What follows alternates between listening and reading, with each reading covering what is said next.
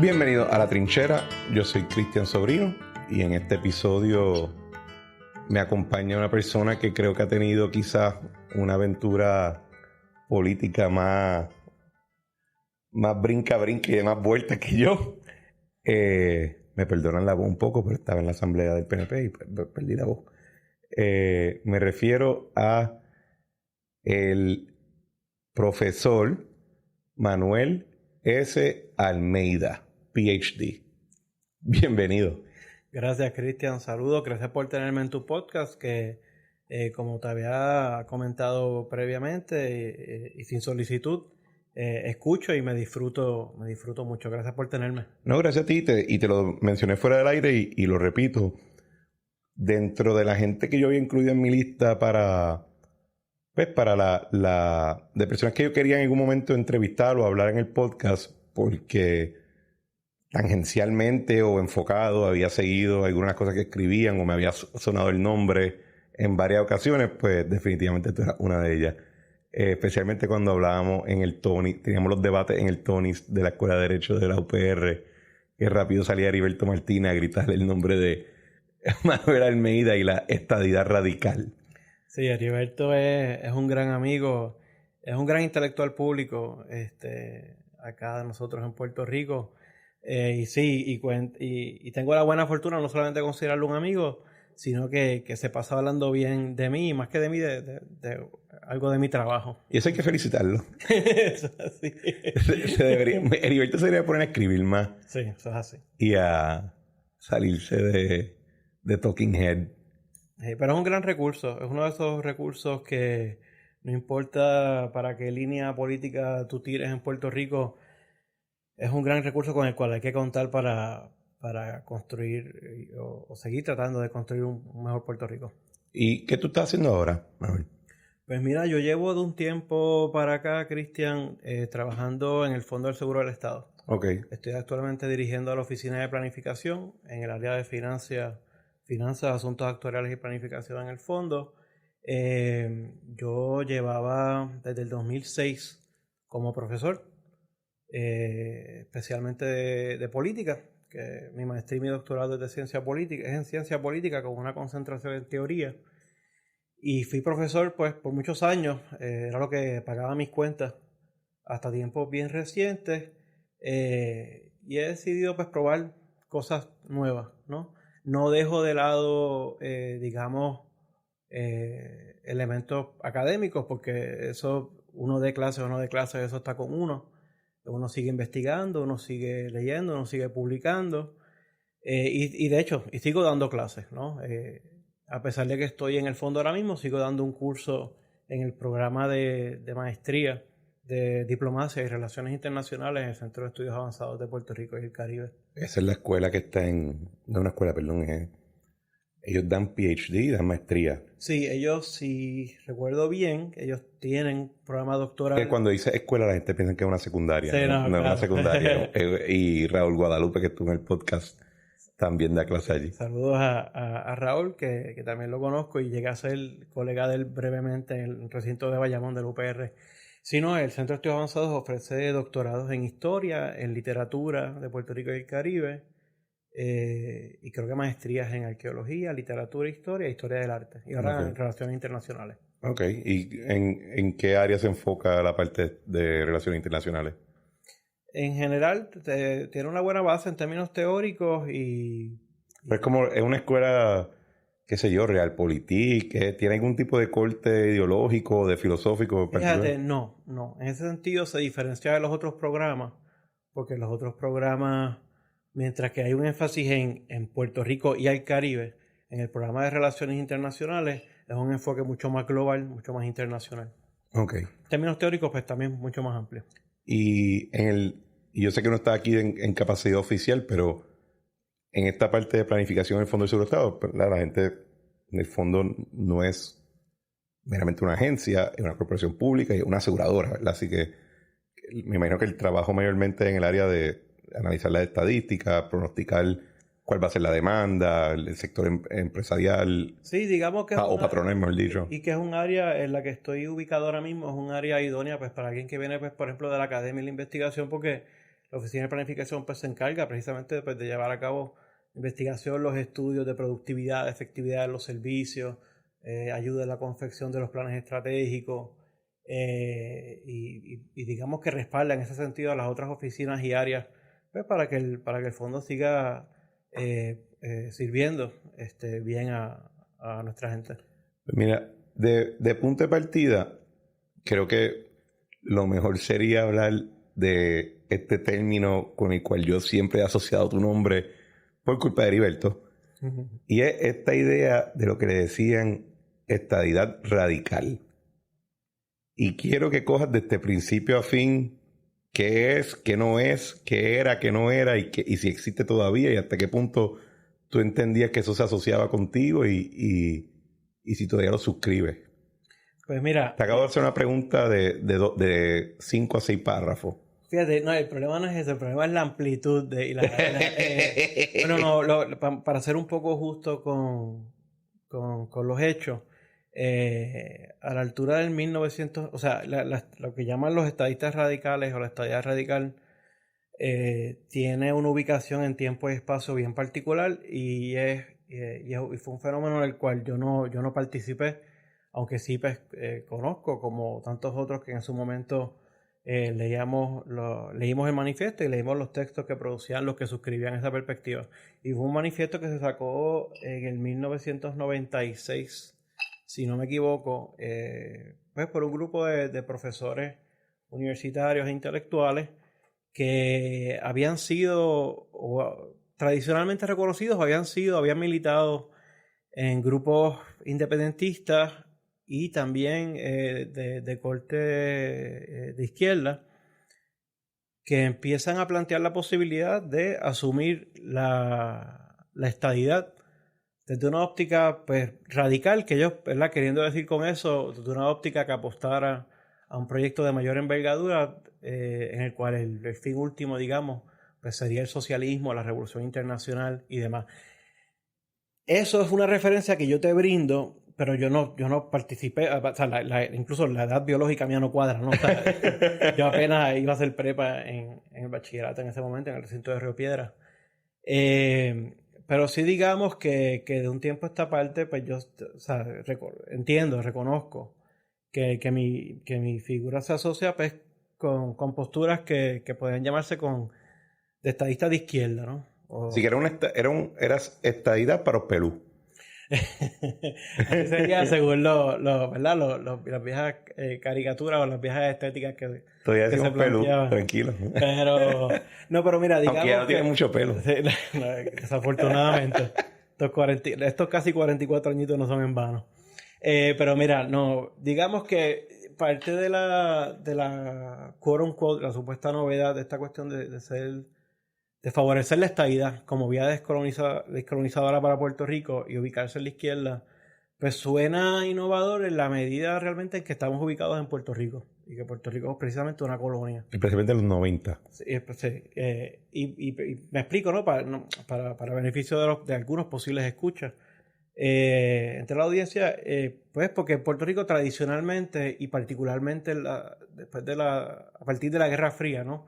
A partir de finales de los 1940, a principios de los 1950, se empieza, digamos que, a redefinir los conceptos de izquierda y de derecha y cogen un matiz bien particular a nivel de sentido común de la cultura política boricua. Okay.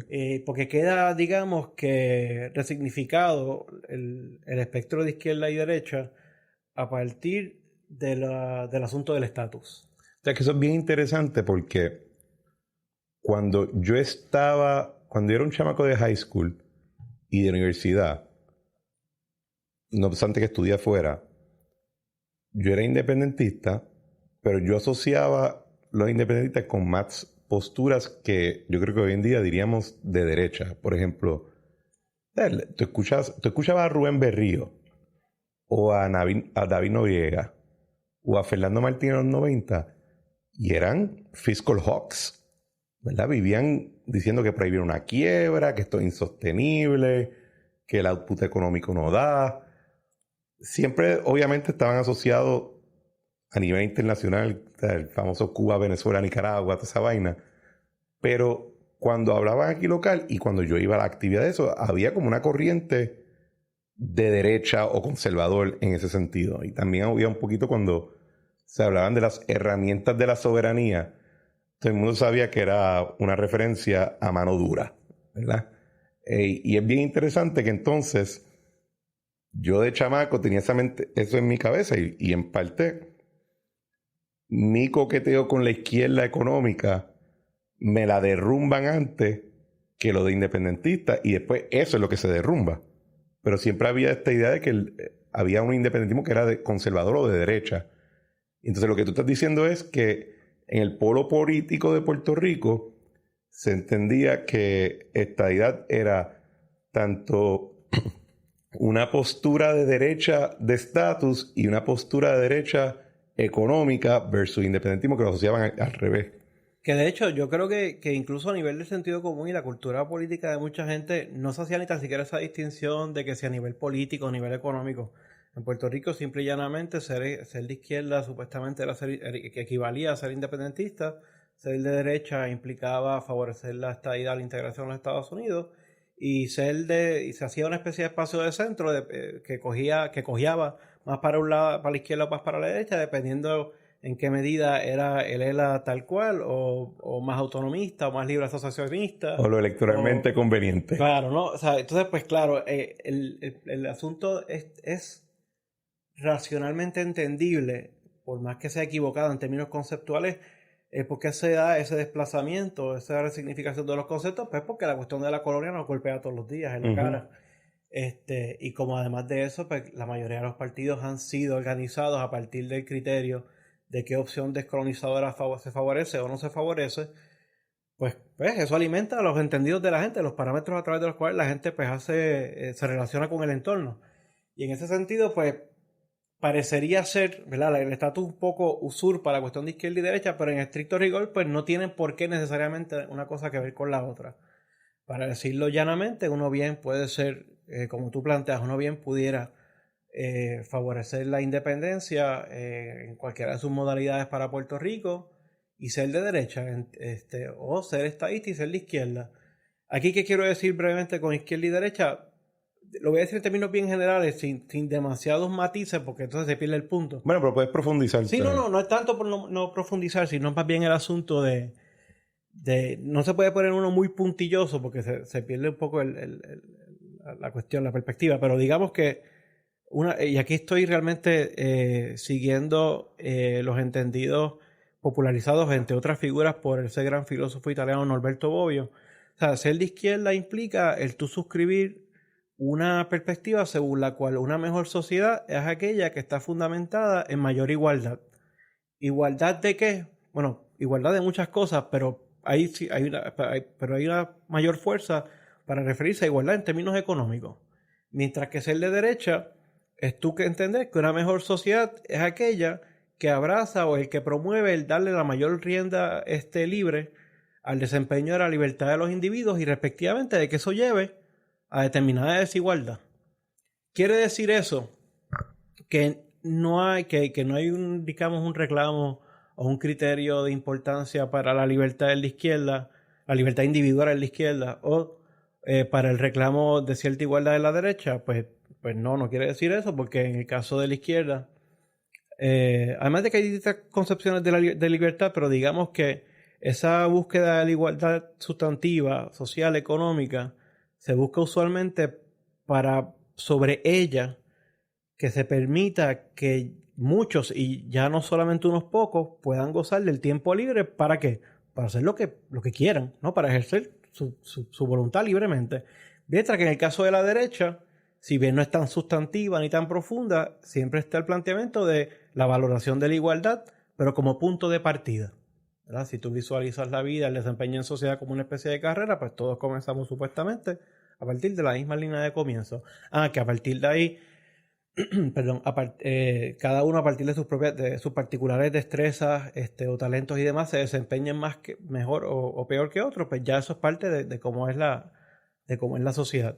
Ahora bien, si ser de izquierda o ser de derecha, y a eso pues habría que añadirle una especie de centro, pero vamos a dejarlo dicotómico por el momento. si ser de izquierda y ser de derecha es un asunto sobre igualdad y desigualdad, pues realmente nada impide que tú puedas favorecer la independencia para Puerto Rico y ser de derecha o ser de izquierda, o tú favorecer la estadidad para Puerto Rico o la integración o la anexión, como prefieres llamarla, y ser de izquierda o ser de derecha.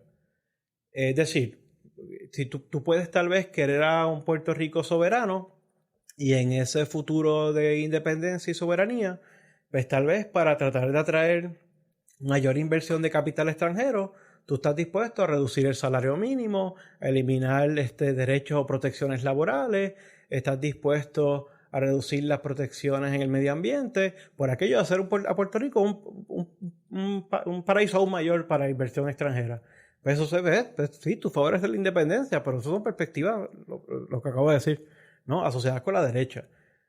O por otro lado... Que es bien cómico porque cuando hablan de Singapur, que es el gran punto de referencia de una república, de un país puramente independiente y puramente soberano, lo hablan en un contexto donde Singapur es altamente favorable a inversión extranjera, con un régimen social bastante autoritario en aspectos sociales, no obstante que son bien abiertos a diversidad, etcétera, pero no puedes escupir un chicle y la vas a ver mal en la plaza ese día.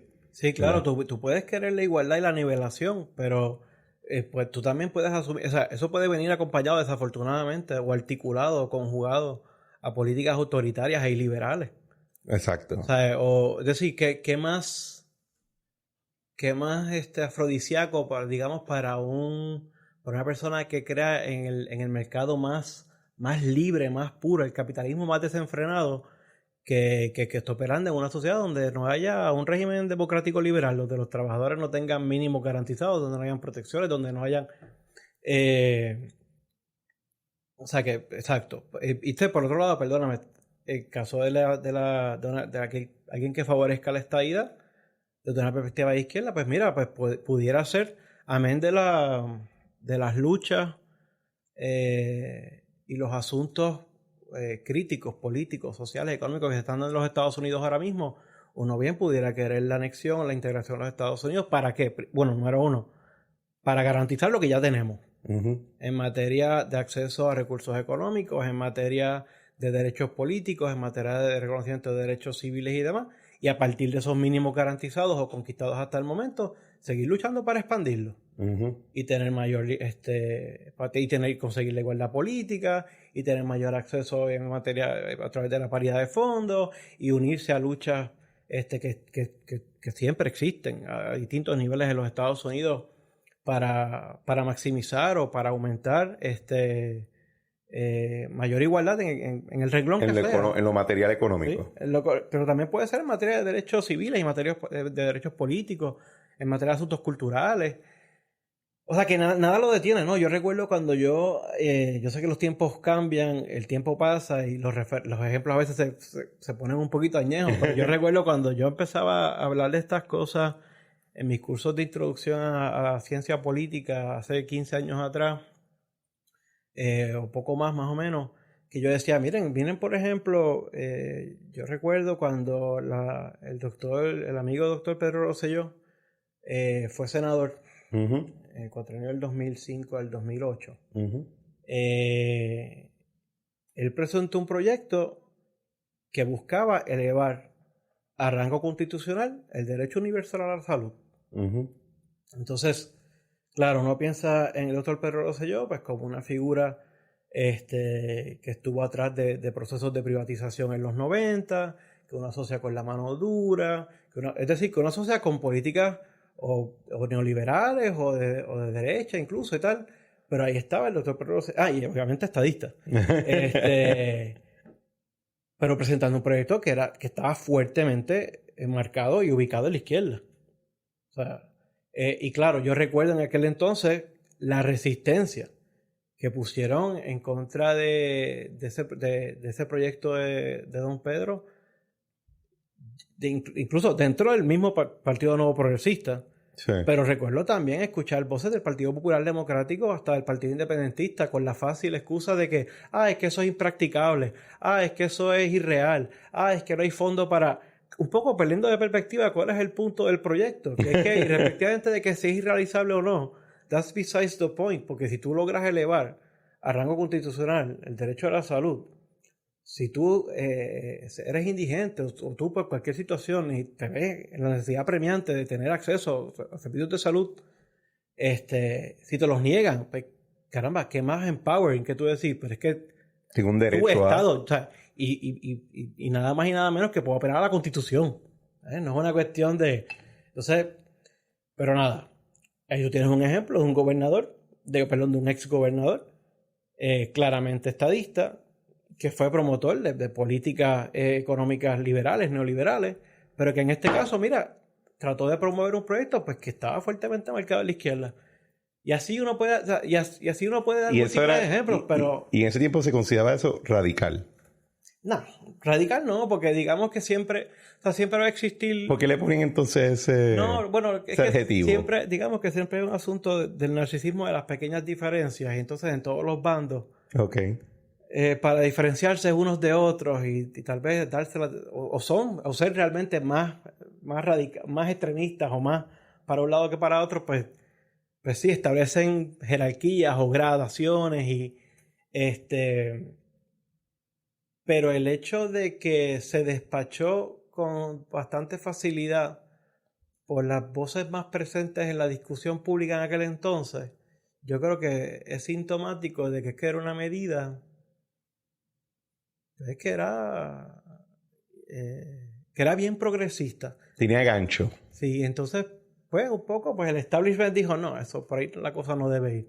Pero, y vamos, yo estoy diciendo todo esto, pero, o sea, el primer partido socialista en Puerto Rico, gran parte del liderato era anexionista. Santiago Iglesias en el 1935, cuando Santiago Iglesias Pantín era comisionado residente, presentó un proyecto para la anexión de Puerto Rico. O sea, es decir, y hay una década, o sea, hay una historia, claro. Eso no desmerece la historia de la segunda mitad del siglo XX. Y cómo con el recrudecimiento y la estigmatización, además del conflicto real entre lo que se entendía como los dos significantes principales supuestamente de la izquierda y la derecha, el comunismo y el capitalismo democrático, pues en ese contexto, con todas las implicaciones que tuvo, pues se entiende por qué en Puerto Rico se dio esa transfiguración de los valores de los valores. De decirle radical algo que en verdad no era muy radical. No. Bueno, aparte del contexto de lo de la sociedad internacional, pero eso era más, yo creo que pie in the sky que lo que era el proyecto como tal, que decir, mira, esta agenda tradicionalmente asociado con una izquierda económica, pero estamos dispuestos a incluir en el menú la estadidad como opción descolonizadora, haciendo la descolonización, en teoría, un concepto más de izquierda que de derecha. Es que o lo estoy marcando mal. No, o sea, eso todo depende, pero digamos que la descolonización es un asunto de derechos políticos, de derechos humanos. El asunto ya de izquierda o derecha, pues, digamos que es un plus, es algo que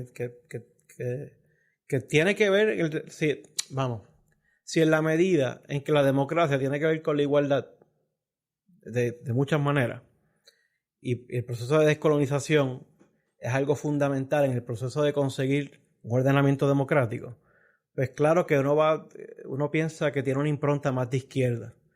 Pero el para dónde coge después de la descolonización, sí. Eso pues puede coger, iba a decir desafortunadamente, pero puede coger para un lado o para el otro. O para otro. Pero sí. Fíjate, me marcó algo que dijiste, que creo que era señal de los tiempos. Disculpa, perdóname. Sí.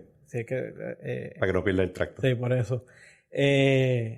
Digamos que, y esto es importante, ¿no? O sea, Bobbio decía, este pensador italiano que yo referenciaba ahorita, que los extremos se tocaban en la medida en que tú podías tener unas fuerzas políticas que pretendieran llevar a cabo políticas económicas fuertemente igualitarias, pero que fueran iliberales y autoritarias. O sea, el horseshoe. Sí, ¿verdad? Y Bobby usa dice, pues tú puedes tener a la izquierda, suponiendo que hubiese una intención de distribución radical igualitaria de la riqueza, suponiendo que hubiese habido esa intención o esa realidad. Él ponía en el extremo de la izquierda la Unión Soviética y en la extrema derecha el nazifascismo. Y tú tienes aquí fenómenos políticos, sociales, económicos que están totalmente contrariados en términos del espectro izquierda y derecha, pero en donde se tocan, paradójicamente, en que ambos son iliberales y ambos son autoritarios. Sí, que eso era el horseshoe theory, de que de momento van dando la vuelta y un Hitler mira para el lado y tiene a Stalin sentado al lado en la misma hilera.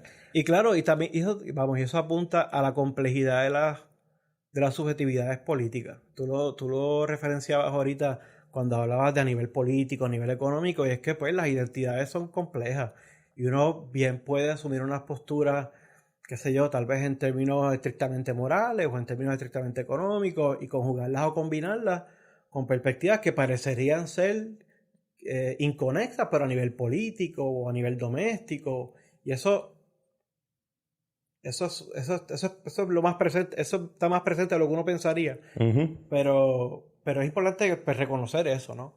Y que tanto a la izquierda como a la derecha se pueden articular con formas más democráticas en términos de reglas de juego y de Estado de Derecho, democráticas liberales, como con formas que no lo son.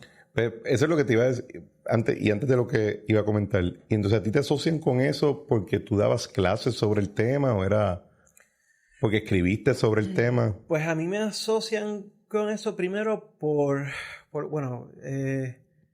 mi trabajo como estudioso Uh-huh. de la teoría política se ha enfocado, por lo menos desde el 1997, 1998 para acá.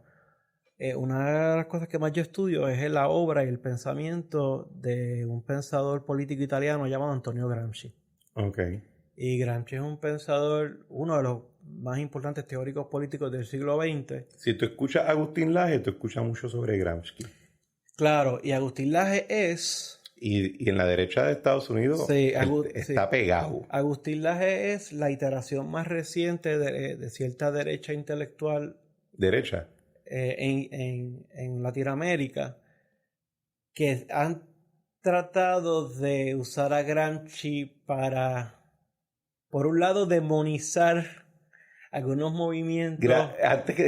Cuando hablan de él, suena más como una oda que una crítica. Bueno, ahí voy. Porque por un lado, demonizan lo que ellos entienden que es el éxito de ciertos movimientos, pero a la misma vez pretendiendo apropiarse de las tácticas, de lo que supuestamente serían las tácticas de Gramsci, que tiene que ver con lo que Gramsci llamaba el poder como la hegemonía. Eso es un tema bien amplio, ¿verdad? Pero digamos por lo pronto, para responder a tu pregunta, ¿qué sucede? Pues mi tesis doctoral, pero y gran parte de mis investigaciones han girado alrededor de la figura de Antonio Gramsci. Okay. Lo que fue mi tesis doctoral gira sobre Antonio Gramsci, que a su vez fue mi primer libro, que se publicó por primera vez en Colombia, una edición colombiana en el 2010, y luego tuvo ediciones puertorriqueñas por Callejón en el 2014 y el 2017. Muchos de mis artículos tienen que ver o giran en torno a mi preocupación, no solamente ya académica o intelectual, sino una preocupación ético-política como ciudadano, en torno al problema de vivir en sociedades que algunos de nosotros llamamos post-políticas o post-democráticas, uh-huh. En la medida en que entendemos en que si una comunidad política debe ser una en la que el ordenamiento es el producto siempre o el resultado siempre de una disputa previa entre visiones realmente distintas de cómo debemos vivir juntos, pues entendemos que esa disputa verdadera esa disputa verdadera entre distintas perspectivas ha venido a menos, y que más que una disputa verdadera muchas veces son como simulacros de disputa que lo que hacen es ayudar a reproducir un determinado status quo. Y decir ayudar a reproducir un determinado status quo es decir, reproducir una situación en la cual unos siempre tienen más que otros. Y eso como una forma de perpetuarlo. y que por lo tanto vivimos en sociedades democráticas que, pues, digamos, usando gradaciones.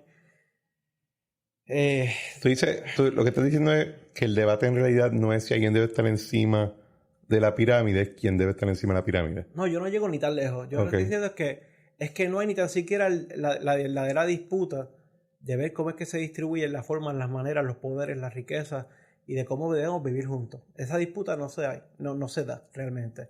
No estoy diciendo, claro, tú dices, pero ¿cómo va a ser? Cada 4 años hay elecciones. Y pues claro, parte del problema es qué sucede cuando... Pero estás cambiando los actores, pero es la misma obra. Eso puede ser una lectura de eso. ¿En qué medida más bien tenemos grupos en contención que no necesariamente tienen que ser así, porque muchas veces no representan verdaderas alternativas unas de otras en materia de ciertas cosas en política? Y que eso, pues, respectivamente de quién se posicione, pues eso igual puede reproducir un determinado estado de situación. Sí. Recoge, está bien. Sí, no, disculpa, sí. Entonces, pues nada, el asunto de la democracia. Y al respecto de la democracia, pues como decía el viejo maestro de uno de mis maestros, Sherlock Walling, pues, vivimos el riesgo de vivir en la democracy without the demos in it. En democracia sin el pueblo, sin el demos como actor, sino el demos como mero espectador. Nosotros, ¿verdad? Muchas veces como los ciudadanos promedio a veces piensan su ciudadanía como si fuera una especie de tarjeta de membresía de Blockbuster. Eso es casi una referencia de historia. Es decir, como si fuera una tarjeta de Blockbuster. Como un equipo. Sí, pero es como si uno fuera miembro de esto que te permite, pues, tener propiedad, hacer negocios en el lugar, viajar libremente para afuera o para dentro del lugar. Y como ya, mientras que desde los antiguos la importancia de la ciudadanía radica en que nos permite el participar directa o indirectamente de los procesos de toma de decisiones de las reglas que nos cobijan. ¿Tú sabes cuál fue el primer, por lo menos reconocible, el primer caso donde se reconoce reconociblemente, según lo entendemos hoy en día, la presencia de partidos políticos? ¿Cómo fue? Perdón, repite.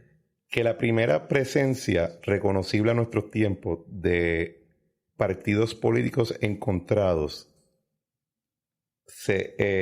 dividiéndose la gobernanza de la cosa pública, el primer incidente que por lo menos está apuntado fue en el Imperio Bizantino, el Imperio Romano Oriental, cuando un emperador decidió que la mejor manera de dividir, de poner quién iba a administrar qué, era basado en los equipos que apoyaban a diferentes jinetes en el circo de las carrozas. Estaba el equipo verde y el equipo rojo. Entonces el emperador dijo, ¿sabes qué? Vamos a hacerlo de esta manera. Si en esta gana el verde, los pretores, los administradores, todos los verdes gobiernan. Y si gana el rojo, los rojos. Y esa fue la primera. Y me viene a la mente porque ese ejemplo de que están simplemente en contienda en los partidos en ya a nivel casi meta, están peleándose por un control que quizás en la sustancia de la gobernanza y de los poderes y de los esquemas económicos, en realidad es la diferencia de rojo y verde.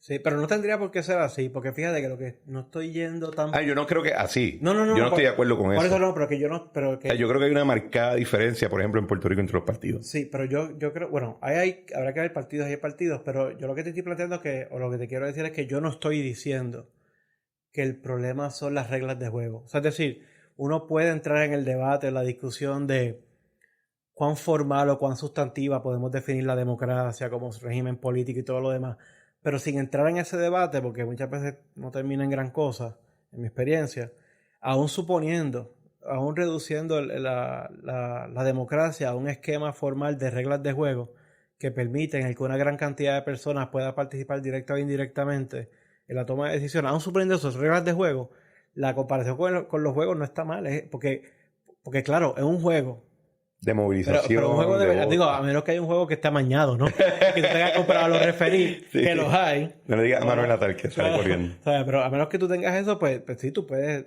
pero los equipos ganan y los equipos pierden. Correcto. Y pues claro, o sea, el problema no es... O sea, el problema no es que la democracia pueda ser concebida como un conjunto de reglas de juego. Es que sea un conjunto de reglas de juego que permita que se desenvuelva una verdadera disputa entre las fuerzas en contención. Ok. Y eso es lo que implica que hay situaciones en donde las comunidades políticas son más dinámicas, más vibrantes, y hay otras en que no lo son. Por eso es que me gusta el ejemplo del circo para eso, porque al final del día el emperador iba a seguir siendo el emperador. Sí. Y algo que me resultó, cuando estabas hablando del tema, de lo que era ese concepto de estadía radical, Uh-huh. tú me pones en el polo de la izquierda igualdad económica, material, y al polo derecho, que sí, es más libertad económica plena, ¿verdad? Que en teoría, pues tú puedas garantizar o procurar garantizar o ofrecer una equidad de oportunidad, pero de ahí para adelante Libre desempeño de cada cual. los talentos van en teoría, y los talentos y las capacidades y los accesos y van a determinar las diferencias entre tales. En esa visión la desigualdad no es un problema. Es más el output esperado de la desigualdad. Pero hoy en día la derecha se movió, o por lo menos rompió un poco esa visión, en el sentido de que eso era algo que tú podías concebir en lo que yo digo, el mundo Fukuyama. Después de la caída de la Unión Soviética, se proclama el fin de la historia, el último hombre, las ansiedades van a ser más sociales o más cuestión de identidad, pero hay un consenso de que el liberalismo de mercado va a imperar permanentemente y no va a haber mucho debate sobre el tema, y entonces la discusión es dentro de ese mercado en qué polo tú estás, ¿verdad? Versus ahora que hay mucha literatura tanto rescatada del pasado como lo que se está redactando hoy, donde se está hablando hasta de un mundo post-liberal, ¿verdad? Y en ese marco, ¿qué es hoy derecha? ¿Qué es hoy izquierda? Cuando le insertas también que la batalla cultural, en términos de conservadurismo social, liberalismo social, son instituciones básicas como la familia, la concepción del hombre y la mujer como entes biológicos, si eso está de nuevo en debate. O sea, todo esto se está mezclando ahora en una amalgama que si tú no eres una persona que está bien pendiente, entonces te está difícil hasta distinguir. Sí, mira, tienes razón. Esto que estás planteando es un problema, y lo digo, cuando digo que es un problema, no es que es algo malo, es que es algo con lo que nos enfrentamos de una manera cada vez más recrudecida, pero lleva un par de siglos ocurriendo con fuerza. Y es que vivimos en sociedades irremediablemente pluralistas, ¿no?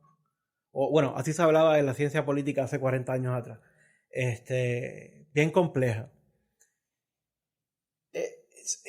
Está claro que, ¿verdad? Digamos que hay una crítica que se le puede hacer, y justamente a posicionamientos que digan, bueno, pero la política no puede ser solamente un asunto de izquierda y derecha al respecto de la cuestión económica, porque pues qué pasa con los derechos culturales, los derechos, o sea, qué pasa con los asuntos de la igualdad de género, qué pasa con la lucha contra el racismo, qué pasa con el tema que sea, que es extraeconómico, o no hay nada extraeconómico, pero que tú puedas, digamos, distinguir de lo económico.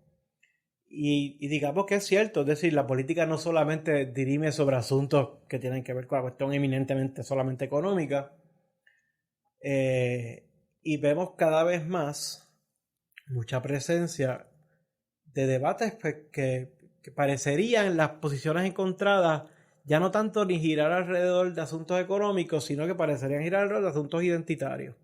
Sí. Y de lifestyle y de puntos de vista. Todo depende del contexto y los debates en contención, pero Eso en los 90 teníamos, en los 90 eso se hablaba mucho en términos de la proliferación de la lucha por el multiculturalismo. ¿Verdad? De un tiempo a esta parte, pues ha cogido otros guises, ¿no? O otros motes.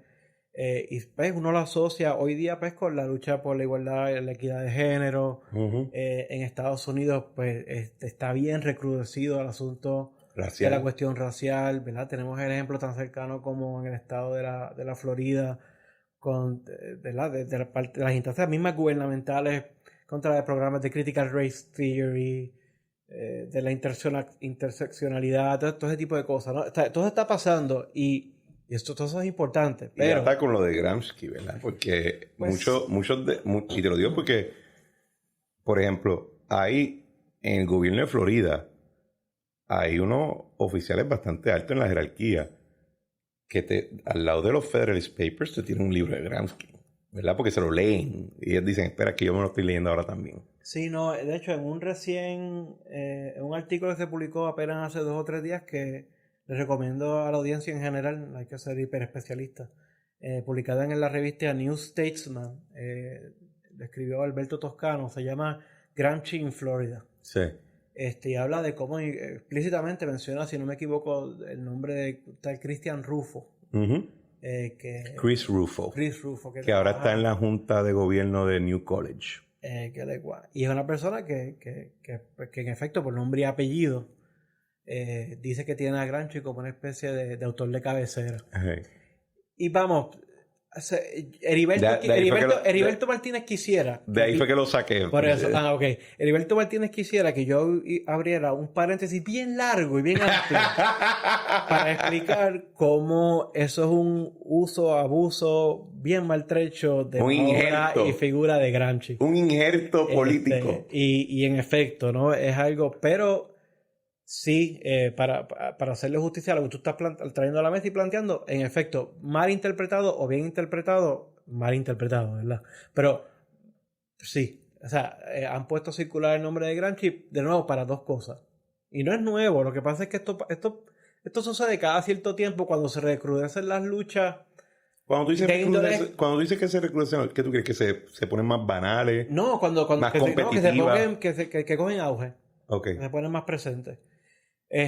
Por ejemplo, ya en en 1991, si no me equivoco, de hecho sale referenciado en el artículo, yo lo sabía previo, pero en el artículo lo referencia, en el 91, en una entrevista que se le hace poco después de la caída del bloque soviético, se le hace una entrevista a Augusto Pinochet, viejo dictador de Chile, antimarxista a todo género, por supuesto, y dice, bueno, le hace una pregunta a los efectos de pues, cómo quedaba el marxismo parado después de la derrota de la Unión Soviética.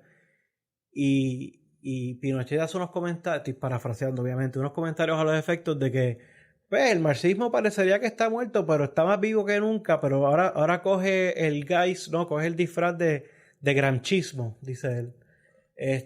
Y es más insidioso porque se mete a través de la cultura y la educación y tiene una forma más suave, ¿no? De cautivar a la gente y de interpelar con éxito a la gente y qué sé yo. O sea, que ese argumento de grupos que se identifican o libertarios o de la derecha, de tratar de apropiarse a Gramsci de alguna manera, tanto para decir que la izquierda, como ellos la entienden, ha adelantado con éxito sus luchas, porque han llevado a cabo una lucha a través de los espacios culturales, ideológicos, educativos, que es a lo que ellos reducen a Gramsci, como a la misma vez pues tratan de entonces hacer lo mismo ellos.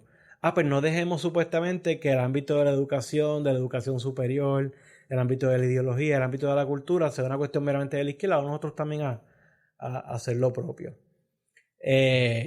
Así que no sé cómo llegamos hasta... sí. Que no hay... Sin entrar en el debate de cuán bien o mal interpretado está Gramsci, pues sí. O sea, Gramsci ha cobrado una importancia, por lo menos discursiva. Pero quería decir esto, que se me iba a escapar de lo que estaba comentando antes. Que si bien es cierto que estas luchas, tanto de los ámbitos más progresista como del ámbito más de la derecha, que tiene que ver con cuestiones identitarias, de sexo, de género, cuestiones raciales, todo esto sin desmerecer la importancia que tienen estas luchas y las perspectivas que tenga cada uno al respecto. Hay algo que queda bastante claro, que es que el asunto de la lucha económica queda bastante desplazado. Sí. Y de momento la derecha y la izquierda se realinean. Y de momento, y entonces a lo que voy es que en la medida en que eso queda desplazado, siempre van a haber grupos que no importa lo que está pasando a nivel de otros debates culturales y demás y morales, mientras se mantenga intacta y no muy cuestionada el ámbito económico, pues fine. ¿Verdad? Es decir, en los 90, poniendo los 90, que es un marco de referencia para parte de la formación de uno que tiene cierta edad, Y los que vimos de Matrix. exacto. Antes de que pegara, la vi en el cine de Señorial Plaza en Coupé y Slade. ¿Qué sucede? En los 90, muchas veces la izquierda marxista y no marxista, pero la izquierda que reclama siempre la importancia de la crítica a la economía política, le insistía y le trataba de recordar a aquellas fuerzas que se planteaban radicales en el ámbito de lo cultural y lo identitario, de que o sea, chévere, pero no dejen descuidado, no dejen de lado la lucha por la desigualdad económica. Uh-huh. Porque muchas veces tú te puedes envolver en estas otras luchas e incluso formar parte de discursos o formar parte de un debate que a la larga ayuda a contribuir a la reproducción del mismo status quo económico político. Uh-huh. O sea, di un ejemplo, o sea, para hablar en términos más contemporáneos, mira cómo esto no es nada personal contra la persona, el artista ni la música. Coge la figura de Bad Bunny. Ok. Bad Bunny es vitorado, celebrado, cantado por medio mundo. Para los gustos de los colores. Yo soy rockero, pero para los gustos de los colores. Ok. Y fantástico. Ha tenido un éxito extraordinario. Algo que es hasta insospechado e increíble al punto a que ha llegado. A nivel tan internacional y el impacto. Okay. Pues eso es un fenómeno. Y Bad Bunny hasta el día de hoy creo. Es un darling para todo el mundo. Tú estés en la izquierda o en la derecha. Lo abraza. En la derecha no. Ah, bueno. Disculpa. En la derecha tal vez, que, o sea, yo me imagino que tú estás pensando en la gente que es un poco más conservadora en términos morales. Y las partes más fuertes de los estadistas PNP. No, sí, pero yo me refiero aquí sí estoy hablando realmente de la cuestión económica. Okay, pero digamos que es un darling, ¿no? O sea, tú vas a escuchar a Bad Bunny en una fiesta patronal y en un debut del Caparra. Y tú tienes a académicos intelectuales con sus respectivos carnets de historial radical, de militancia, profesores que están organizando congresos en Estados Unidos, congresos internacionales sobre Bad Bunny, que te hablan de... Entonces tú dices, pero ¿de qué estamos hablando? Que estamos hablando desde la óptica de la crítica de la economía política.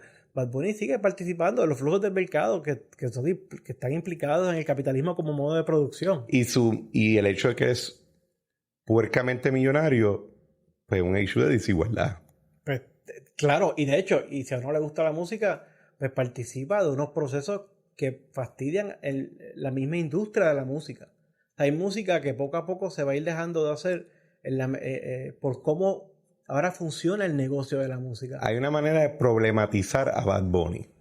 Hay muchas maneras. Una, que es la que menos me interesa. Económica, no social, conservadora, sino del aspecto económico. Hay una manera de problematizarlo a él. Ah, claro. Sí. Bueno, pero claro, Bad Bunny sería uno más entre tantos. Claro. Del cambio en cómo se emite la música, cómo se reproduce la música y cómo se está generando ingresos con la música. Uh-huh. Y aunque no voy a entrar en ese issue ahora, pero a los que les gusta la música, pues esto va a tener implicaciones en la medida en que tú vas a tener producciones musicales con menos, perdona la repetición o redundancia, con menos valor de producción. Exacto. Porque pues, no va a ser rentable. Tal vez las disqueras o las empresas saben, ¿para qué vamos a sacar un disco? Que producir el disco va a ser un problema porque es un artista que requiere una banda más o menos pues tiene tantos músicos, si además de eso necesita otros músicos adicionales de estudio, pues pagarle a esos músicos de estudio por el tiempo de uso de un determinado estudio, el espacio. Esas son cosas que cuestan. Y para acabar de fastiarse, esa gente no va a terminar vendiendo discos, ya no se venden discos. ¿Verdad? Que es casi para los que somos fetichistas de la música, que todavía no les gusta la cosa material y qué sé yo. Y por eso tú tienes que buenos músicos, con sus respectivas fanaticadas, a veces se ven en la obligación de dejar el pellejo en la carretera, tureando, haciendo tours, porque es que para ganarse la vida. Y entonces mientras que perdóname, toda esta otra música, que es la que más pega, pues tiene como es a través de las descargas y reproducciones en los streaming services. Y que producirlo es más barato. Pues claro, entonces, pero claro, no voy por ahí, pero quiero dejar establecido que por ahí hay un problema que no es Bad Bunny, es la industria de la música en particular, cómo está cambiando, pero que va a tener implicaciones serias para aquellos que nos gusta un tipo de música que poco a poco va a ir, parecería, phasing out. Pero bueno, ya es otra historia. Quiero volver a traer a Bad Bunny como un ejemplo entre tantos otros. Está buenísimo, by the way. Celebrando a Bad Bunny como el más hiper radical, pero en nada cambia ni un ápice el capitalismo como modo de producción y como sistema de explotación por la existencia de Bad Bunny. Al contrario, se fortalece y se consolida y lo reproduce. Entonces ahí tú tienes gente jactándose de los más radicales, los más revolucionarios, a cuenta de que de una persona que es hipermillonaria ahora. Y de que más allá de... La frase es puercamente millonario. Pues... es que hay un sticker mío. ok.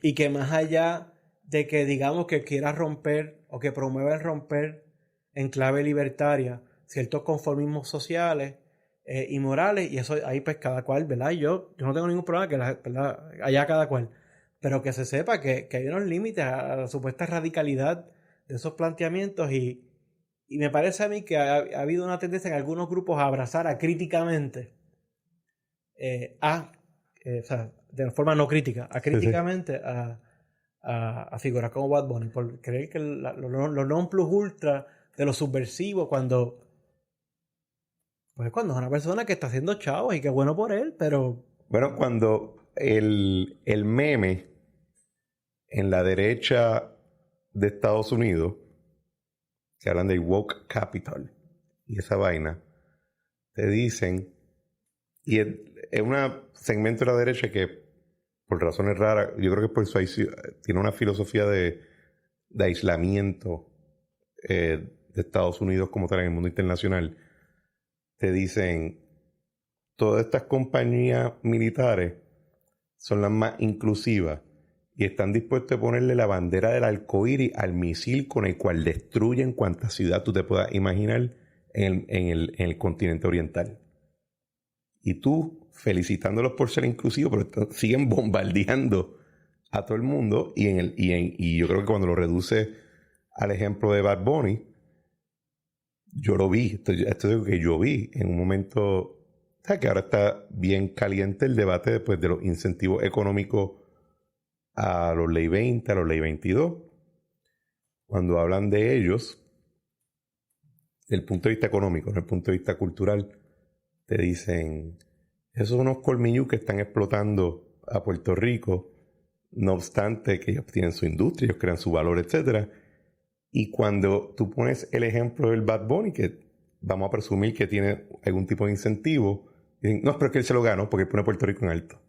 Uh-huh. Al final del día el mismo incentivo, o similar. Y es ese narcótico del nacionalismo cultural. Es ese aroma que alguna gente siente por eso mismo que acabo de decir, un nacionalismo cultural pero de nuevo, ¿En qué medida el orgullo cultural se convierte en opio de masa? Fíjate, yo hago la siguiente distinción, ¿no? Porque uso la palabra nacionalismo a propósito. Una cosa es lo nacional o la cuestión nacional y otra cosa es el nacionalismo que tiende a partir de premisas esencialistas que siempre son potencialmente excluyentes y obtusas. Pero desde, o sea, pero si tú, por ejemplo, vienes desde la óptica del marxismo, o sea, el discurso de la nación siempre es un discurso con potencial ideológico para ofuscar y oscurecer las contradicciones de clase. O sea, es decir, eso siempre ha sido así desde la izquierda radical.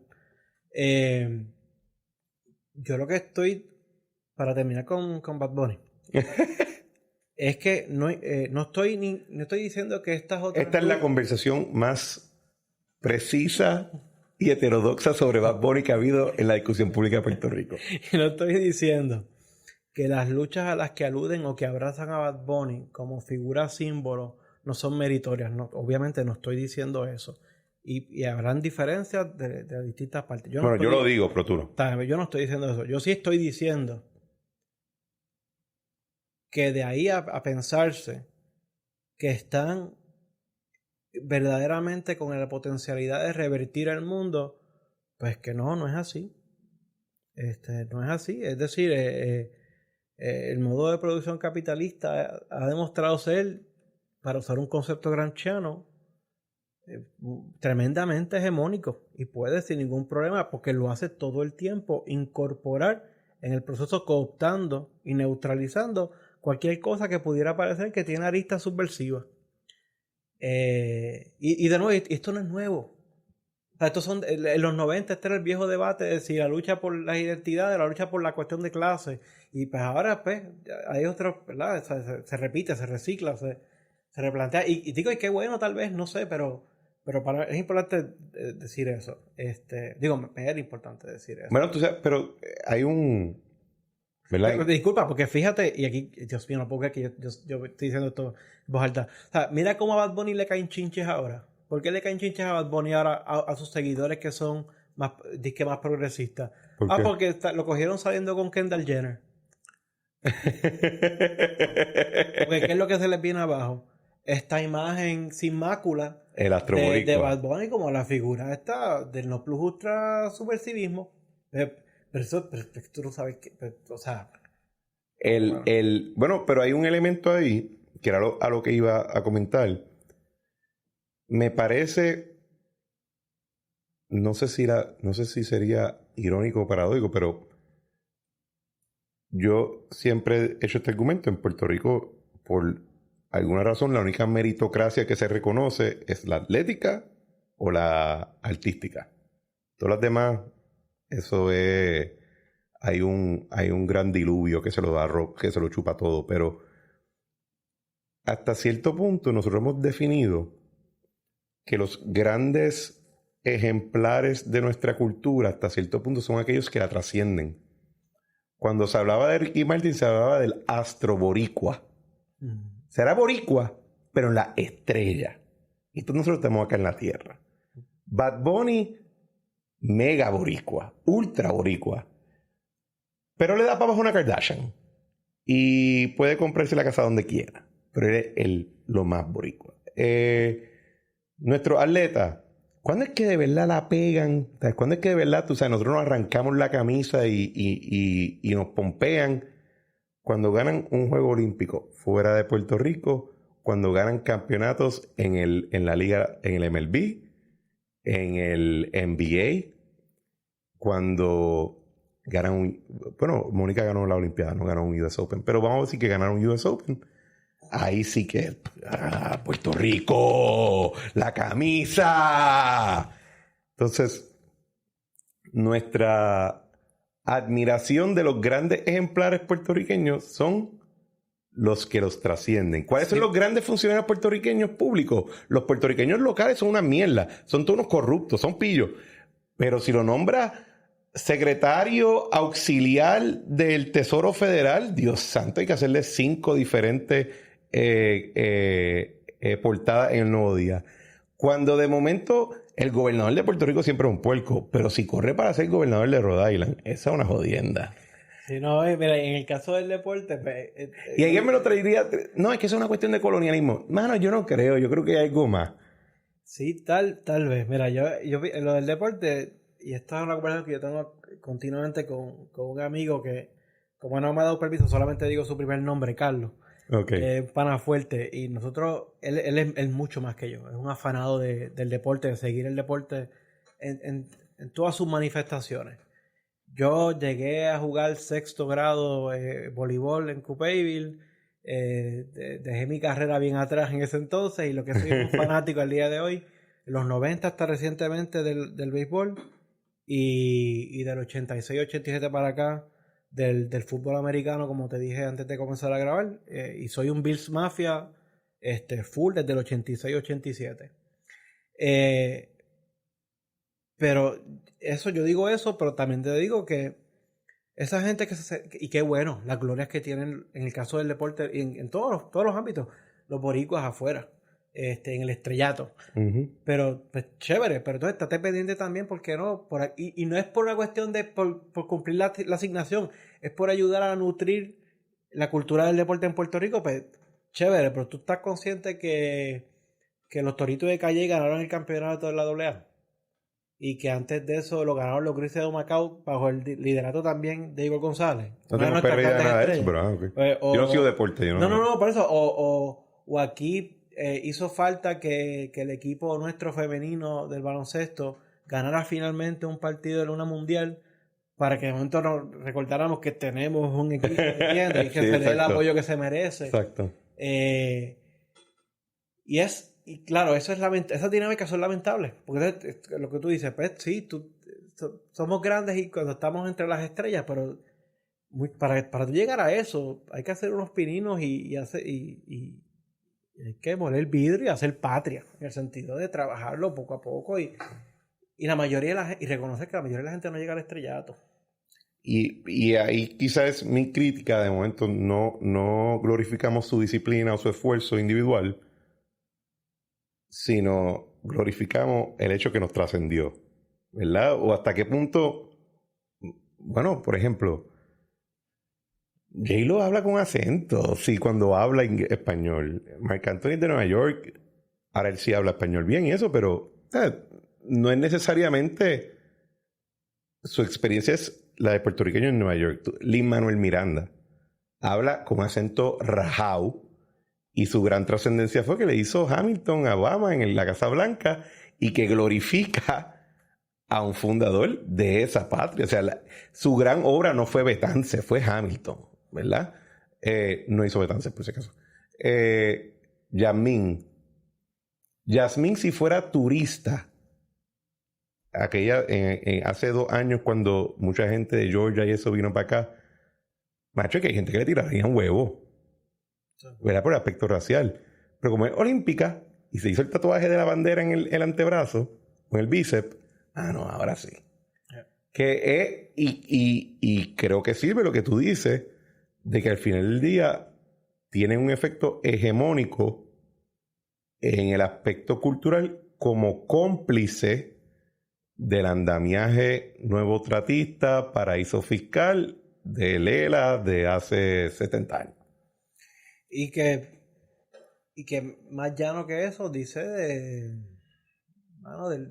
del presentismo que se vive culturalmente, de la gente solamente vivir en el momento, en las grandes cosas, en las grandes instancias y no prestarle atención y darle la importancia que se merece los entremedios de las cosas, en el mientras tanto que hacemos las otras grandes cosas, supuestamente.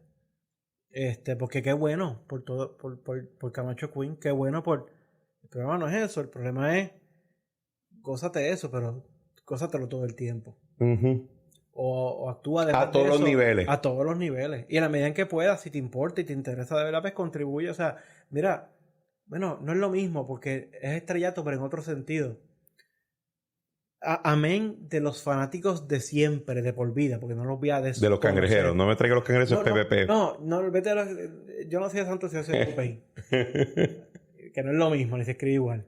Pero pero sí iba a decir BCN. BCN siempre ha tenido una fanaticada, ha tenido momentos altos, momentos menos altos.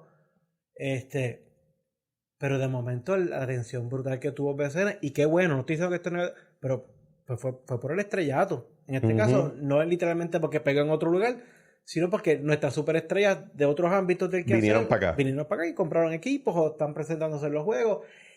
Y claro, alguien como yo te dice, qué bueno, porque hay que meter a la gente a apoyar el deporte y a promover todas estas cosas por la forma que sea. Pero es importante que la gente pues Pues, que no lo deje como una cuestión de, pues chévere, pues fui a un juego y hice 3 podcasts al respecto y después que ahí no volví. O porque después quizás Anuel vendió el equipo, rompió con Fabrián y entonces aquel se salió de la ecuación, pues no, ya no me importa, o me cae mal Ozuna y Ozuna compró este equipo. Qué chévere si eso ayuda a promover el deporte. O sea, todo lo que ayuda a promover el deporte o las cosas buenas en general de la humanidad, fantástico. Pero que no se quede ahí, que se logren establecer, articular relaciones, costumbres, prácticas que apoyen, que promuevan estas cosas. Que vaya el subtexto. Cambiando un poco el tema, Sí. pero amarrándolo un poco, que tú hablabas de cómo hay ciertos asuntos que se recrudecen cuando vuelven a tocar ciertos nervios o tajan en una arteria y eso empieza entonces a sangrar. Hay un Thomas Hobbes, todo el mundo lo cita por Leviatán, donde él habla de que la vida antes del Estado había sido... Podía ser nasty, brutish and short. Cruda, bruta y corte eso. Poca gente lee Behemoth, que era el texto parlamentario, y hay una cita que me la acordaron recientemente en otro podcast y la quería decir que... ¿Cuándo es que él escribía? ¿Que 1500, 1600? No, 1600, los 1640, 1650. Él escribe, y estoy traduciendo, las universidades han sido a esta nación, o sea, Inglaterra, lo que fue el caballo de madera a los troyanos. Sí. A lo que iba con eso del tema de la universidad. Tú fuiste profesor por mucho tiempo. Sí. Sigues siendo profesor. Pero hay un tema, y yo lo discutí con mi amiga Esther Rodríguez y con su esposo Raúl hace varios episodios, pero hay una crisis, en mi opinión, en la academia puertorriqueña, en el sistema universitario, que va más allá de si cuánta matrícula tiene, cuánto es la fórmula de IUPI.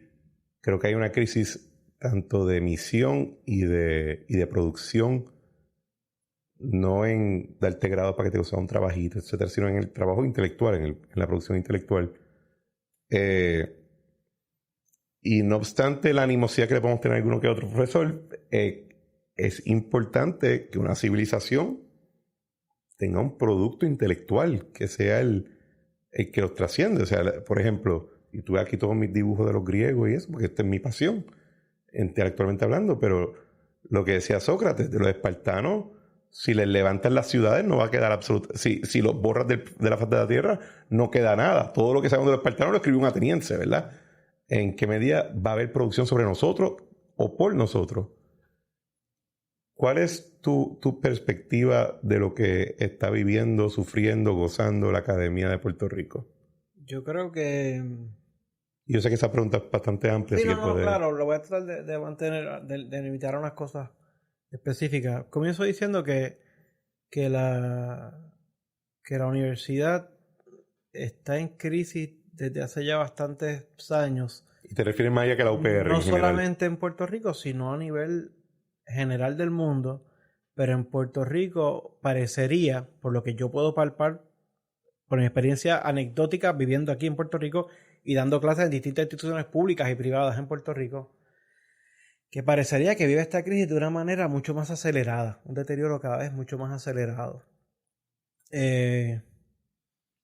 Y que, pues, digamos que pues razones ahí pueden haber un montón. Digamos que yo, de lo que tú acabas de decir, yo comparto una premisa que no sé cuán pensada tú la tienes, pero yo la tengo bastante pensada, o sea, bien clara en mi mente desde hace mucho tiempo, que es que yo creo que la universidad debe proteger o debe tener una mínima filosofía liberal de la educación, entiéndase, que más allá de formar gente de talento, gente de provecho, gente que contribuya con sus artes, ciencias y destrezas a la sociedad, gente que formar profesionales y todo eso, que es fundamental, pero que además de eso la educación tiene que tener como meta, tiene que seguir teniendo como meta la formación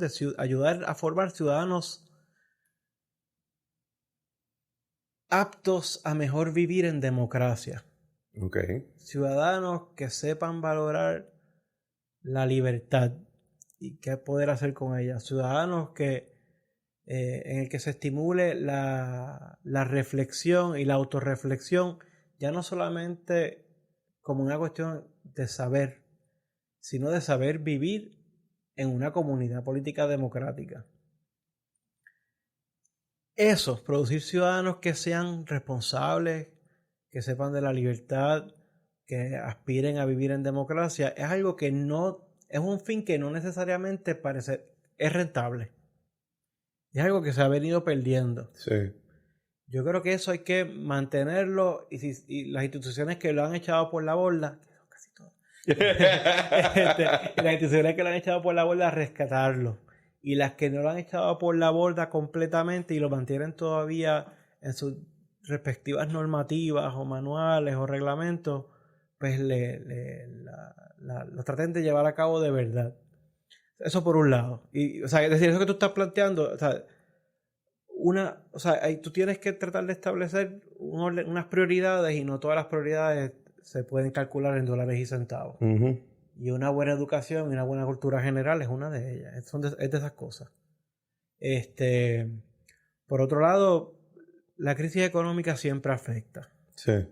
Pero sin entrar en pormenores y en dar cifras y demás, dentro de esos efectos adversos de una reducción de fondos en las universidades públicas y privadas, pues hay unos saberes que se ven más afectados que otros. Uh-huh.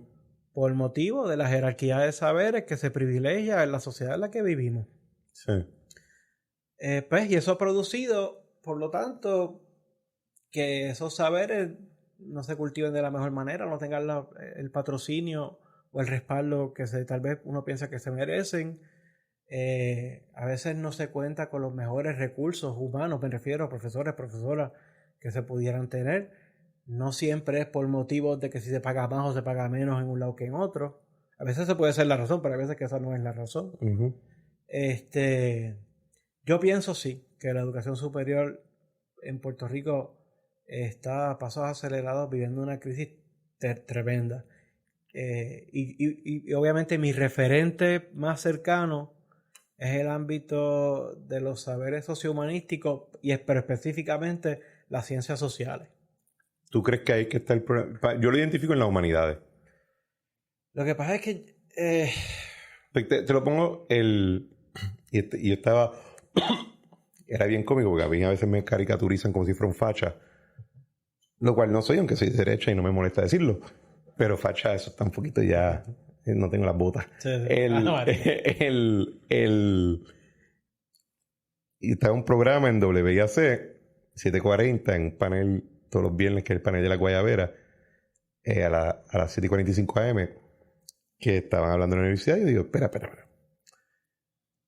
Me están mezclando cosas y yo creo que el punto de la universidad al final ya es la humanidad y es la ciencia. Todo lo demás un poquito, y hasta cierto punto ciencia social, en el caso de donde tú pongas pues, la ciencia política, el derecho, la sociología yo la tengo media... Yo creo que una ciencia va a estarla, pero Mi bachillerato, nada más y nada menos. Ajá, pues ya tú sabes. Pero te remediaste con tu maestría y con tu doctorado. La universidad es una institución medieval, no capitalista, no liberal. Se hizo en el tiempo medieval y tenía una misión que iba muchísimo más allá que el valor mercantil de tu grado. Y no era tampoco una experiencia, no era un rite of passage, como le dice el americano. No, aquí no es que tú te haces adulto. De hecho, había una gran variedad de edades. Y la idea entera de la universidad cuando se van creando en la época medieval es personas que se conglomeraban para juntos leer textos enseñados por personas que ya habían pasado por el proceso y que habían adquirido un conocimiento y una sabiduría que era reconocida entre pares, que se trazaba en que entrelazaba con una tradición clásica de las escuelas filosóficas del Stoa, de los estoicismos, el liceo, la academia.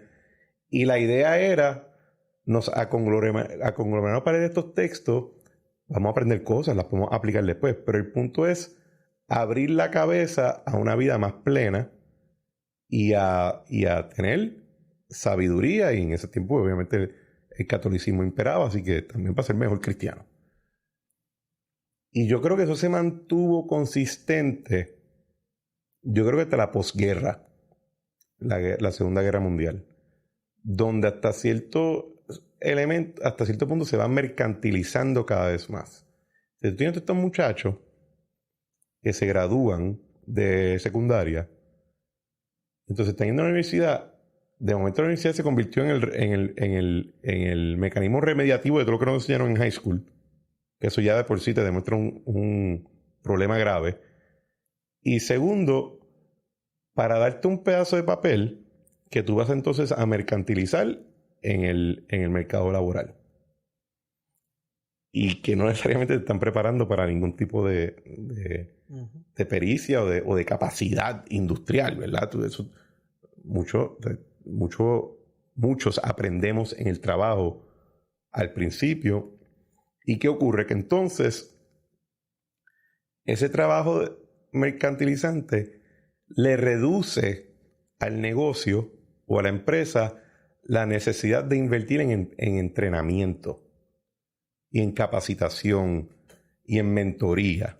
Porque si hice todo el outsourcing en la universidad, a la cual le estoy dando fondos públicos para que me vayan preparando a estos trabajadores, yo no tengo que hacer eso más para que me venga listo de empaque. Y al que no venga listo de empaque, lo voy a relegar cada vez más. Y creo que ahí es que yo identifico la crisis. Porque si no tenemos la misión humanizante, la misión de abrir los ojos y ver más allá de lo que simplemente puedes ver hasta el horizonte, y lo tratas solamente del punto de vista mercantil, pues la universidad no está llevando esa función tampoco, porque esa función en verdad lo llevan muy bien los gremios, y tampoco está llevando la función anterior. Entonces, y esto es algo que le doy cada vez más cabeza, ¿dónde estamos localizando el proceso de sabiduría? De tú poder decir, con estas herramientas que tú puedes llegar, no solamente a ser bien inteligente, no solamente a conocer un montón, no solamente a ser buen trabajador, a entender mejor las cosas del mundo y de la vida humana. Y ahí es que yo empiezo a ver el disloque y entonces le meter la cuestión de los préstamos, la cuestión del financiamiento, el R&D.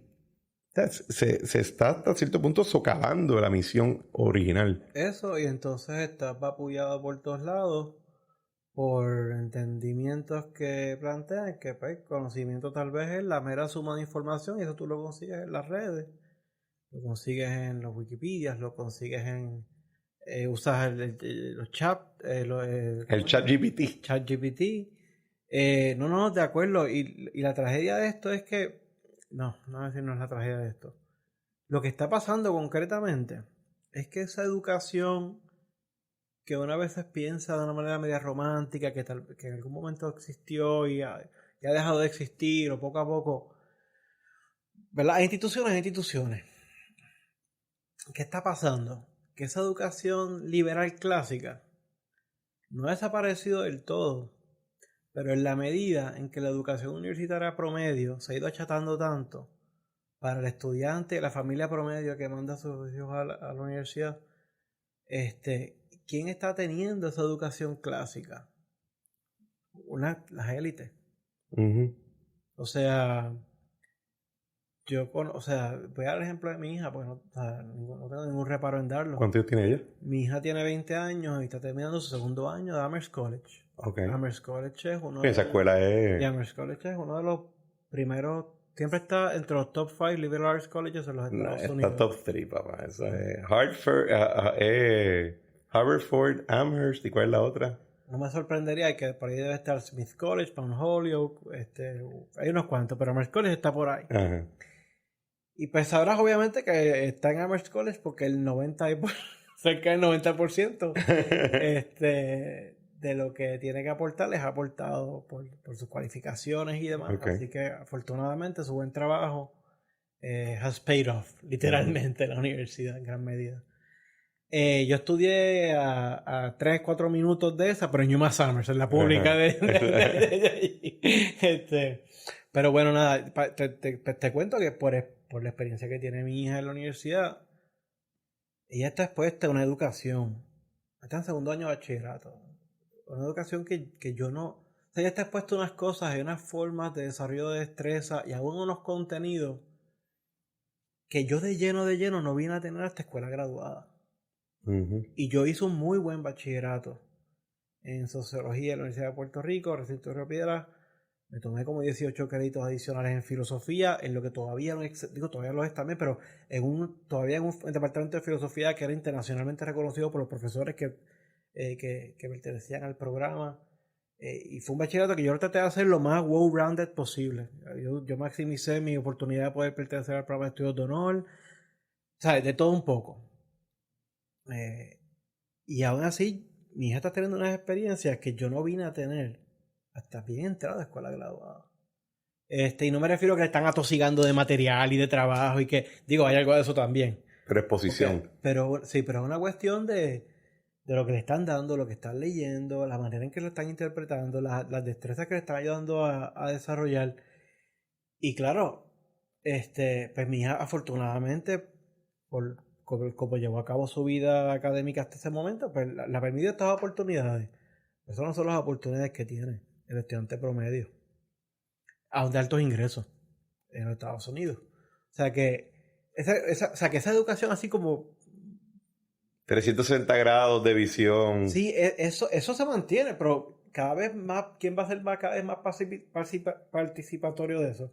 Bueno, muy poca gente. Muy poca gente. ¿Sabes? Yo los otros días, a modo de ejemplo, yo los otros días recientemente me metí buscando a alguien por LinkedIn por referencia de otra persona. Y trabajaba para una firma, bancaria bien cotizada en el área de Boston. Y pues no recuerdo cuál era la posición, pero una de las posiciones top en la firma, ¿no? O sea que te puedes imaginar que la persona tiene que tener unos ingresos tremendos. Entonces, pues, el LinkedIn, pues, pone su educación. Y él estudia en uno de estos liberal colleges, ahora no recuerdo cuál es, pero lo que me choca es que esta persona está en esta posición, en una firma financiera de mucho renombre, ganándose un billete, y su bachillerato es en English. El mío. Pues. Y me va bastante bien. Mira para allá, pues. Y una subconcentración, entonces sí, en algo de Business Administration. Ajá. Y a mí me volaba los sesos. Yo decía, a mí me volaba los sesos, pues tú sabes, pero es un poco indicador o indicativo de lo que estoy hablando. Te doy otro ejemplo.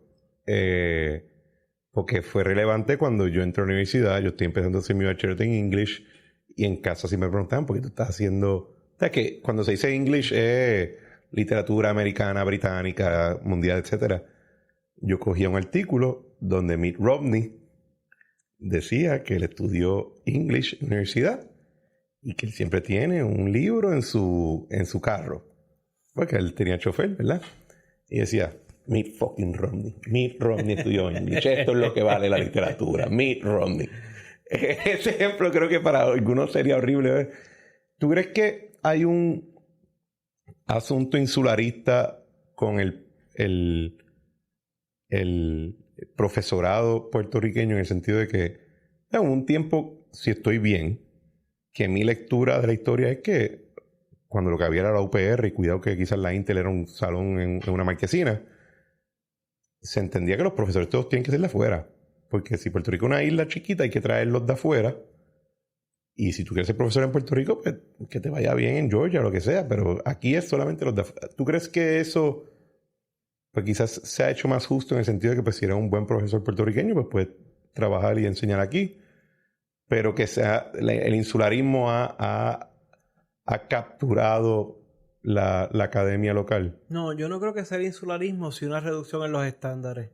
Okay. Y en los requisitos para el local. Contratar, para ocultar o para querer contratar buena facultad y para retener buena facultad bien preparada. No solamente que sean buenos profesores, sino que además investiguen y publiquen aún a sabiendas de que la carga de clases en una institución pública o privada en Puerto Rico tiende a ser mayor que la carga promedio de un profesor en una universidad relativamente decente en el resto de los Estados Unidos continentales.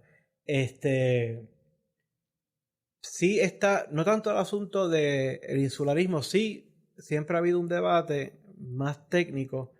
No es un debate exagerado. Siempre se ha planteado el asunto, que es un poco más técnico, que por ejemplo, tú sabes que en Estados Unidos hay muchas universidades que no ven con buenos ojos, sino es que lo prohíben completamente. Que tú seas de la misma universidad. El fenómeno del inbreeding. Exacto. Que tú seas egresado de un doctorado de UMass Amherst y consigas una plaza de facultad en UMass Amherst. Eso no sé. O sea, hay excepciones, porque pasa. Pero son eso, excepciones. En Puerto Rico, y aquí no estoy aquí cuestionándole el trabajo a nadie, de eso no se trata de lo que estoy diciendo. Estamos hablando de criterio objetivo. Pero sí, o sea, pero pues en Puerto Rico pues sucede que pues no muchas de las o sea, no todo el mundo puede irse afuera por múltiples razones. No todo el mundo puede irse a estudiar una maestría, un doctorado fuera de Puerto Rico, y pues han visto la obligación de hacerlo acá.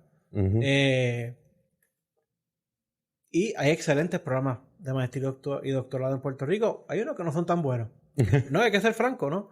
Pero si tú tienes ese fenómeno, ¿no? Y ahí volvemos, hay que abrir caso a caso, pero sí en Puerto Rico tú tienes una cuestión de un inbreeding tremendo. Nosotros digamos que hace tal vez 15 años atrás empezaron con más fuerza, o hace 20 años atrás, a tratar de atraer más candidatos potenciales para las convocatorias de plaza a gente de afuera. Pero tenemos ese problema, o sea, tenemos ese asunto. Y cuando la gente habla de politización de la universidad en Puerto Rico, siempre se enfoca en la UPR. ¿Es el resultado de ese inbreeding? De que tiene No. Pudiera combinarse y articularse, conjugarse, pero no. No, son dos asuntos distintos. El otro problema que tú tienes es que es un problema objetivo. Es que tú tienes la proliferación de un montón de instituciones postsecundarias para una población que viene vaciándose tremendamente. Y no desde María, o sea, desde bastante antes. Aquí de momento se dispararon la cantidad de instituciones de educación superior. Bueno, al punto de que algunas sí se han unificado recientemente, pero todavía hay un montón de universidades por ahí. Y eso, la contraparte es que cuando la cosa aprieta y tú ves la reducción de matrícula, pues es el mismo pool de gente. O sea, es verdad, porque hay estados vamos a decir que hay varios estados que tú los agrupas, tienen la población de Puerto Rico y tienen como que 3 universidades. Y todo demás son community college para un grado asociado, cosas así, pero no tienes programas full como aquí. Y entonces, pues, y aquí hablo bien de afuera porque aquí sí quiero ser un poco más cuidadoso conmigo mismo, ¿no? Digamos que pues, hay instituciones que no plantean las mismas condiciones laborales que otras, por lo tanto, pues no tienen la misma fortuna tal vez de reclutar o atraer el mismo tipo de recursos que otras sí pueden porque tienen mejores condiciones laborales o pagan mejores salarios o todavía contemplan la figura de la plaza con camino a la permanencia. O sea, tú tienes un montón de situaciones. Pero sí, o sea, como tú bien creo que planteabas ahorita, o sea, la crisis bien básica de números ya arropa todo, hasta los 11 recintos de la Universidad de Puerto Rico. Unos más que otros, obviamente. Y es algo que eso es un tostón. Es complicado. Y como llevo un tiempito que no lo pienso ni como administrador ni como profesor full time, pues no, pues, hace tiempo no lo pienso porque no tengo todas las determinaciones a la mano. Manuel, última pregunta. ¿Quién es tu economista puertorriqueño favorito?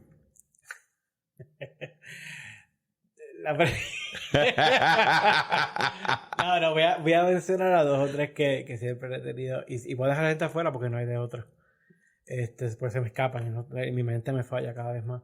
Y por si acaso, el que no me conozca, no soy un chiforover, lo que tengo son 44 años el 18 de marzo. Es que la gente, se me olvidan las cosas ya. No, Heriberto está por ahí. Ok. Lo que pasa es que Heriberto, sin desmerecer para nada su talento, su conocimiento, su increíble inquietud intelectual y polifacética también. Pues yo lo conozco como amigo, como par. Es un igual. Tiene un friendship handicap. Sí, o sea, yo no conozco a Heriberto como un gran mentor o maestro, porque no, yo soy literalmente mayor que él, pero lo siento como un par. Okay. Y yo lo conocí por un amigo mutuo, de hecho. Economista, un gran economista a quien respeto mucho, por eso está en John Jay College en Estados Unidos, en Nueva York, que es Ian Seda. En Puerto Rico, economistas grandes e importantes ha habido un montón. Pero entre los que en mi mente rápido me llega Federico Fernández, Francisco Paco Catalá, Heriberto Martínez, el amigo Juan Lara, economista, tremendo estudioso en general. José Cao, que para descanse. José Cao, Dios mío, pero es que José Cao lo conozco porque llegaste con el bachillerato, Ramón Cao. Okay. Pero no, close to my heart, digamos. Ajá. Yo siempre tenía muchas afinidades ético-políticas con Gustavo Vélez. No. No, eso es un chiste, no es un chiste. Yo había un amigo, usamos un mote que le decía a Benifranqui Cerezo en algún momento, en polémica, Gustavo Vélez. No, pero no, Gustavo Vélez. No, Francisco Catalá y Heriberto Martínez. Yo me voy con ellos. Son mis asesores para lo que sea. Promesa Rota, uno de mis libros favoritos de Puerto Rico. Promesa Rota. Sí. Perdóname un último, que un poco para terminar por donde empezamos. Ese libro de Promesa Rota es fundamental para plantear la complejidad de izquierda y derecha y la cuestión del estatus. El institucionalismo. Porque tú muy bien puedes plantear que en términos bien abstractos de izquierda y derecha, el gobernador más izquierdoso que ha tenido Puerto Rico en toda su historia era gringo. Y fue impuesto por los Estados Unidos, Redford Towell. Sí. Promesa Rota es fundamental en todo lo que ha sido mi pensamiento político y administrativo. No creo que a Francisco Catalá le gustaría saber eso, pero te puedo decir que la sobrevivencia de todos mis trabajos en el gobierno, a través ya de 2 gobernadores, 2 legislaturas, 2 juntas de supervisión fiscal, fue en parte por las lecciones que aprendí en ese libro. Y diseñé basado en eso. Les recomiendo el libro, muy bueno. Manuel, gracias por venir al programa. Gracias por tenerme, Cristian. Ha sido una excelente conversación y bien entretenida. Yo me la he gozado, de verdad. Te debo decir que en buen rato no había podido nerdear. Qué bueno. La próxima le añadimos cómics, rock and roll, lo que tú quieras. Sí, me gustaría hablar mucho de los cómics porque yo dejé ese mundo hace un tiempo y it's taking a weird turn. Comics being weird themselves, ¿verdad? Bueno, señores, esto ha sido otro episodio de La Trinchera. Les agradezco siempre por sintonizar. De nuevo, perdonen mi voz. Estaba haciendo un turba en la Asamblea General del PNP ayer domingo. Como siempre, les pido que por favor compartan el episodio con sus amistades, con sus familias, con sus compañeros de trabajo, con todas las personas que conozcan en redes y socialmente. Que por favor dejen reviews positivos 5 estrellas, con palabras bonitas, que se suscriban en su plataforma de podcast preferida, sea Spotify, Apple, Google, etcétera. Que si van a decir cosas malas o dejar solamente una estrella, se lo pueden reservar. Claramente son unos amargados y a nadie le importa un carajo lo mierda que es su vida. Y como siempre, le damos gracias a Eric Harper por nuestra música Spirit of España y a Claudia Rosario por nuestro arte. Nos vemos en la próxima.